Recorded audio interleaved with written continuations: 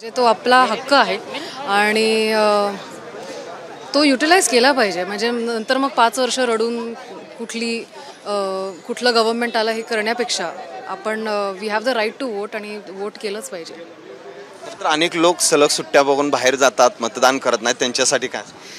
काही नाही, काहीच सांगू शकत नाही. जर जाणीव असती तर सुट्ट्या घेतल्याच नसत्या. ही सुट्टी जाऊन वेकेशन करण्यासाठी नाही आहे, तर तुम्हाला दिलेला जो हक्क आहे ती वापरण्याची आहे.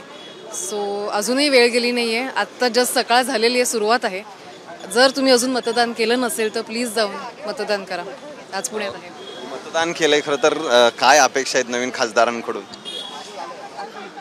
अपेक्षा सगळ्यांकडनंच असतात. म्हणजे ते आपले आवडते पॉलिटिशियन्स असो किंवा कोणीही असो.